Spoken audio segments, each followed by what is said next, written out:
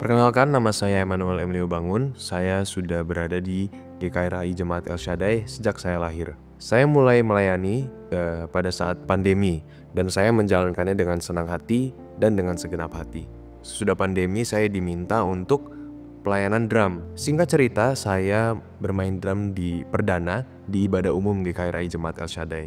Pada saat itu merupakan suatu kebanggaan bagi saya dan saya senang pada saat itu. Namun sesudah itu saya banyak sekali dijadwali dalam bermain drum gitu ya. Meskipun saya aktif dalam pelayanan lainnya, namun saya sangat terbeban saat melayani drum. Karena jujur ada waktunya saya merasa malas atau tidak ingin latihan.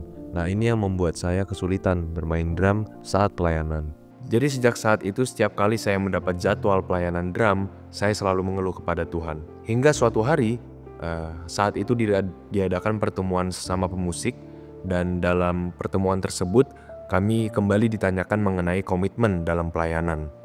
Dan pada saat itu saya membagikan perasaan saya kepada sobat-sobat pemusik lainnya. Saya mengatakan bahwa saya merasa terbeban dalam pelayanan drum karena pada saat itu saya lebih melihat diri saya ke depannya melayani sebagai seorang pendeta daripada sebagai pemusik. Dan saya meminta agar waktu saya pelayanan drum itu dikurangi. Lalu tidak lama dari pertemuan pemusik tersebut, saya mengalami kecelakaan.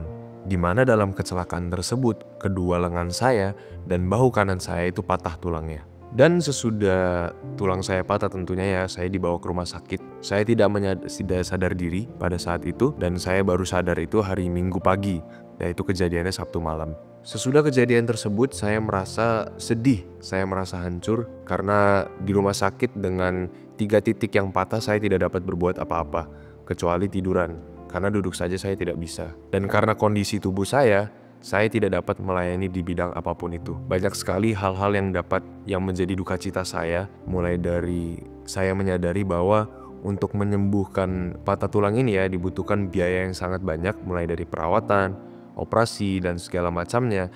Lalu yang kedua juga motornya yang rusak. Lalu ketiga juga HP saya rusak. Jadi dibutuhkan biaya yang sangat banyak untuk menyelesaikan segala hal tersebut. Namun dalam segala duka cita ini ya, Tuhan menunjukkan kasih-Nya yang sungguh luar biasa kepada saya. Yang pertama tadi mengenai biaya, Jasara Harja mengeluarkan uang sehingga BPJS mengcover sisanya dan akhirnya keluarga saya tidak mengeluarkan sepeser pun untuk perawatan saya. Lalu juga untuk HP saya, Tuhan gantikan dengan yang baru. Lalu juga motor saya yang dimana memang waktu itu sudah hancur. Tiba-tiba Tuhan kirimkan orang yang mau mengservis motor tersebut tanpa mengeluarkan biaya apapun.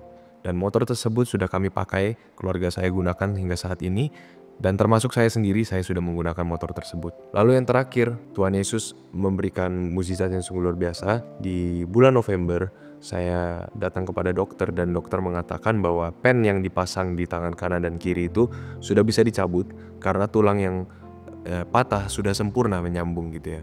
Dan untuk bahu yang di kanan memang belum sempurna, namun sudah terlihat gitu syaraf-syaraf yang nyambung sehingga nanti tahun depan sudah bisa dioperasi untuk cabut pen. Dari kejadian ini saya menyadari bahwa saya sangatlah sombong pada saat itu, di mana saya berada di posisi saya dapat melayani di segala macam bidang. Namun saya minta kepada Tuhan untuk mengurangi, karena saya merasa keberatan untuk melayani di drum, saya minta dikurangin. Akhirnya apa? Tuhan menaruh saya di posisi di mana saya tidak dapat melayani di segala bidang. Karena duduk saja saya tidak bisa gitu loh, apalagi melayani. Saya merasakan Tuhan mengubah hari duka cita saya menjadi hari sukacita, di mana melalui duka cita, mana tadi banyak sekali hal-hal yang saya kehilangan, Tuhan kembalikan dengan yang lebih baik dan itu sungguh-sungguh menguatkan saya. Mulai dari hal-hal kecil di mana pada saat itu banyak sekali orang-orang yang menjenguk saya di rumah sakit dan saya merasakan kasih Tuhan yang sungguh luar biasa. Saya harap dengan cerita saya yang singkat ini mengenai bagaimana duka cita saya diubah menjadi sukacita dapat menguatkan saudara-saudara sekalian yang mungkin saat ini sedang berada di posisi duka cita, sedih, terpuruk, hancur. Tuhan sanggup dan dapat mengubahnya menjadi hari sukacita.